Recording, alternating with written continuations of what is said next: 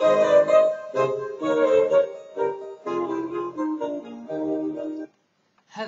everyone and welcome to today's Daily Splat. Now for today's video, I thought I'd tell you all a story.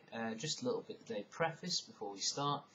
I was at work, not last Friday but the Friday before, and one of my co-workers, Bonnie, came in and sat down and said, "Tell me a story, Stephen." And so I did. I made up a story there and then concerning a character called Roger the Badger. Now, I will warn you, this story, although told in the style of a children's story, does contain adult themes, although there is no swearing, but there are some adult themes. There's also drug use as well, just warning you ahead of time.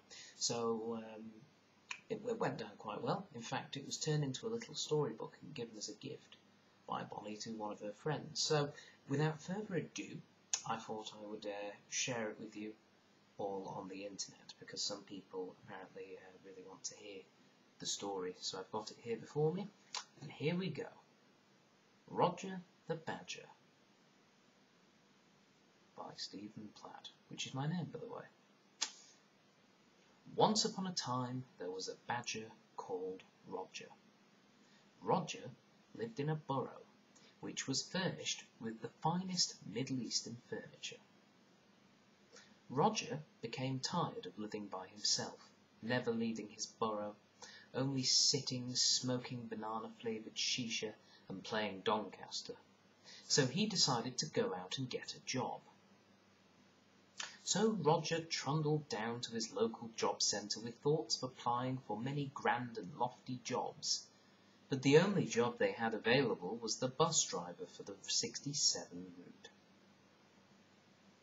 Roger, though somewhat dismayed by the lack of employment variety, decided to apply for the job anyway.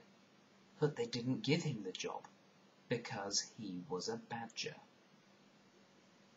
At this point, Roger became furious. So he sought legal representation, as he felt it was extremely unfair that he was rejected just because he was a badger. But no one would represent him, because he was a badger. Enraged and depressed, Roger took up heavy substance abuse to cope with the disappointment and distress. He then turned to prostitution to try and earn a living, but no one would have sex with him, because he was a badger. After a particularly nasty bender, brought on mainly by vodka and LSD, Roger woke up in the wrong end of town. In an attempt to get home, Roger decided to catch the bus, but they wouldn't let him on, because he was a badger. Roger snapped. He attacked the driver and gouged her eyes out. He then hijacked the bus and went on a rampage through town, ending only when he runs into an unusually strong bollard which catapulted him through the windscreen. It was only then that the people realised what they had done. They realised they were wrong to discriminate against badgers just because they were badgers. The mayor of the town, who shared a strong resemblance to the actor Christopher Walken, declared that all animals, whether they be badger, spider, flamenco, or other, would have the same rights as people from that day forward. Happily, Roger survived his injuries, and after recovering, got a job as a researcher into cybernetic sensory technology. After much hard work, Roger and the team developed a fully functioning pair of cybernetic eyes. Roger gave these eyes to the bus driver he attacked as a form of apology. They would eventually marry and spend much of their time hiking in the Alps and buying antiques. The end.